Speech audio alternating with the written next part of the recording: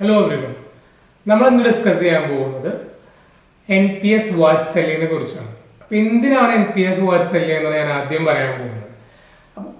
കുട്ടികളുടെ വിദ്യാഭ്യാസമാണ് പാരൻസ് ഏറ്റവും സ്ട്രഗിൾ ചെയ്യുന്ന ഒരു ഏരിയ എന്ന് പറയുന്നത്. അതായത് നമുക്കറിയാം, ഓരോ വർഷം ചെല്ലുന്നതോറും സ്കൂൾ ലെവൽ തൊട്ട് കോളേജ് ലെവൽ എഡ്യൂക്കേഷൻ ആയാലും എഡ്യൂക്കേഷൻ്റെ കോസ്റ്റ് വളരെ കൂടുതലാണ്, അപ്പാർട്ട് ഫ്രം ട്യൂഷൻസ്. ഓക്കെ, അപ്പോൾ ഇതിനെങ്ങനെ നമുക്ക് കൃത്യമായിട്ട് പ്ലാൻ ചെയ്യുകയാണെങ്കിൽ നമുക്ക് നമ്മുടെ കാര്യമായിട്ട് ഫൈനാൻഷ്യൽ ഡിഫിക്കൽട്ടീസ് ഇല്ലാണ്ട് എങ്ങനെ മുന്നോട്ട് പോകാം എന്നുള്ളതാണ് ഈ വീഡിയോയിൽ പറയുന്നത്. അപ്പോൾ എന്താണ് NPS വാത്സല്യം?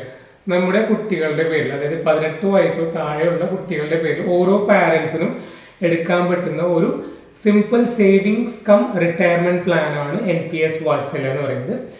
2024 ഈ സെൻട്രൽ ഗവൺമെന്റ് ഈ പ്ലാൻ റോൾ ഔട്ട് ചെയ്യുന്നത്. ഇതിന്റെ സോൾ ബെനിഫിഷ്യറി എന്ന് പറയുന്നത് കുട്ടികളാണ്. അവരുടെ പേരിലാണ് ഈ അക്കൗണ്ട് തുടങ്ങുന്നത്. അപ്പൊ ആർക്കൊക്കെയാണ് ഈ അക്കൗണ്ട് തുടങ്ങുന്നത്? ഇന്ത്യയിലുള്ള എല്ലാ പാരൻസിനും, അതുപോലെ തന്നെ NRI അല്ലെങ്കിൽ OCI പാരൻസിനും ഈ അവരുടെ കുട്ടികളുടെ പേരിൽ ഈ അക്കൗണ്ട് സ്റ്റാർട്ട് ചെയ്യാൻ പറ്റുന്നതാണ്. ഇനി എവിടെയാണ് അല്ലെങ്കിൽ എങ്ങനെയാണ് നിങ്ങൾക്ക് ഈ അക്കൗണ്ട് സ്റ്റാർട്ട് ചെയ്യാൻ പറ്റുന്നത്? 2 ഓപ്ഷൻസ് ഉണ്ട്. ഒന്നില്ലെങ്കിൽ ഒരു ഫിസിക്കൽ മൂവ്, നിങ്ങളുടെ നിയറസ്റ്റ് ആയിട്ടുള്ള പോസ്റ്റ് ഓഫീസിലോ, അല്ലെങ്കിൽ സർട്ടൻ ബാങ്ക്സ്, ചില നിർദ്ദിഷ്ട ബാങ്കുകളുണ്ട്, SBI, ഫെഡറൽ ബാങ്ക്. അത് ഏതൊക്കെ ബാങ്കുകളാണെന്നുള്ളത് ഈ PFRDA സൈറ്റിൽ പോയി കഴിഞ്ഞാൽ നിങ്ങൾക്ക് ലഭ്യമാവുന്ന വിവരങ്ങൾ ലഭിക്കും. അതല്ലെങ്കിൽ നിങ്ങൾക്ക് ഏത് ബാങ്കിലാണ് അക്കൗണ്ടോടെ ജസ്റ്റ് ഒന്ന് വിളിച്ചു ചോദിച്ചാൽ മതി, NPS വാത്സല്യം ഓപ്പൺ ചെയ്യാൻ പറ്റും. അല്ലെങ്കിൽ എല്ലാ SBI ബാങ്കിലും ഓപ്പൺ ചെയ്യാൻ പറ്റും. അവിടെ പോയി അല്ലെങ്കിൽ പോസ്റ്റ് ഓഫീസിൽ പോയി കഴിഞ്ഞാൽ ആവശ്യമുള്ള ഡോക്യുമെന്റ്സ് നിങ്ങൾക്ക് അവിടെ കൊടുക്കുകയാണെങ്കിൽ നിങ്ങൾക്ക് എന്ത് ചെയ്യാം? ഈ ഒരു അക്കൗണ്ട് നിങ്ങൾക്ക് ഓപ്പൺ ചെയ്യാം. ഓൺലൈനായിട്ട് നമുക്ക് എങ്ങനെ രജിസ്റ്റർ ചെയ്യാം? NPS സൈറ്റിൽ പോവുകയാണെങ്കിൽ ഒരു ഓൺലൈൻ വിൻഡോ പോപ്പപ്പ് ചെയ്യും. അതിൽ ബേസിക്കലി പാരൻസിന്റെ ഡേറ്റ് ഓഫ് ബർത്ത്, അതുപോലെ permanent account number, mobile number, email ID കൊടുക്കുകയാണെങ്കിൽ ഒരു രജിസ്ട്രേഷൻ പ്രോസസ് ഉണ്ട്. ബിഗിൻ രജിസ്ട്രേഷൻ എന്ന് കാണാം. അതിൽ ക്ലിക്ക് ചെയ്യുകയാണെങ്കിൽ നെക്സ്റ്റ് വിൻഡോയിലേക്ക് പോകും. അതിൽ കുറച്ച് ബേസിക് ഡീറ്റെയിൽസ് ചോദിക്കും പാരൻസിന് തന്നെ.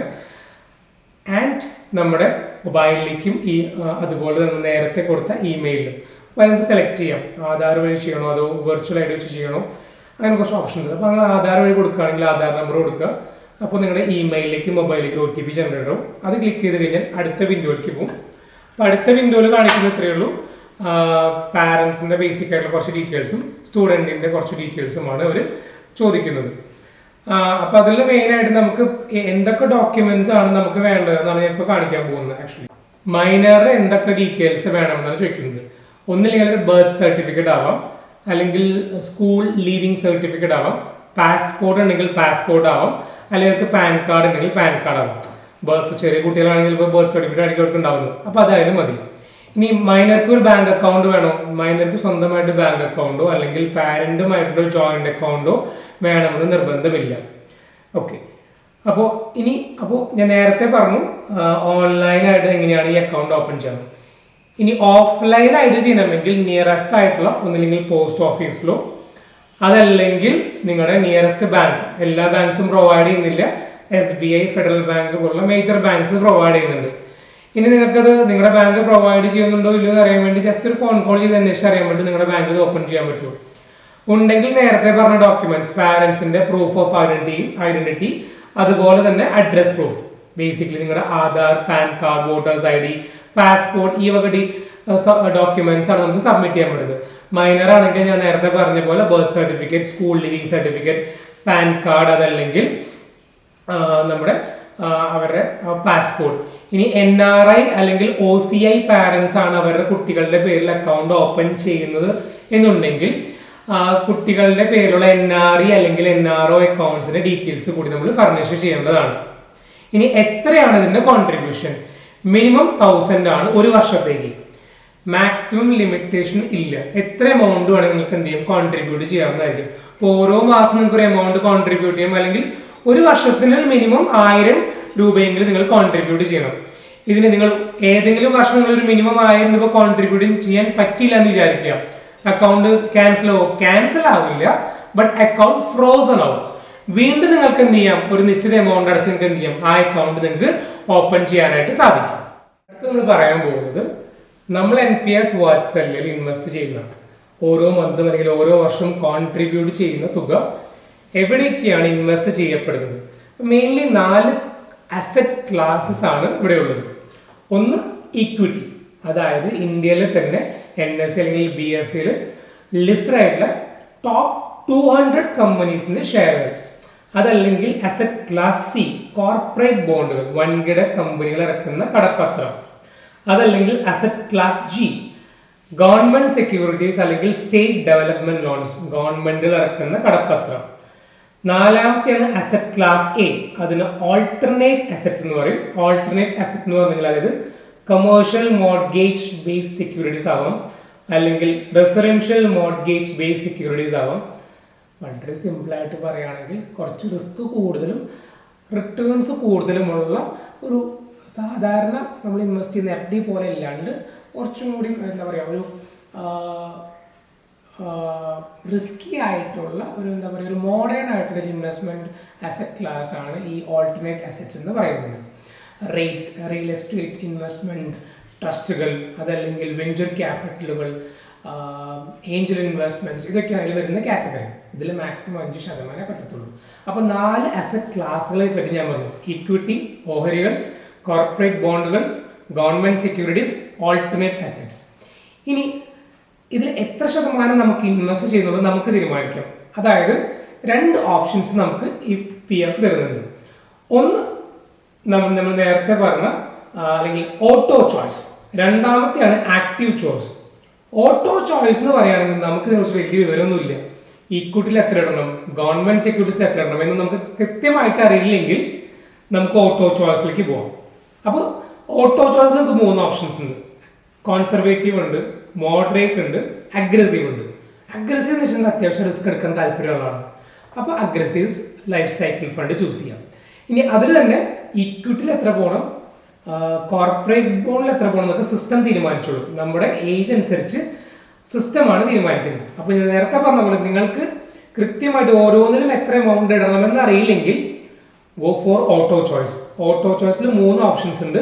അഗ്രസീവ് ഉണ്ട്, മോഡറേറ്റ് ഉണ്ട്, കൺസർവേറ്റീവ് ഉണ്ട്.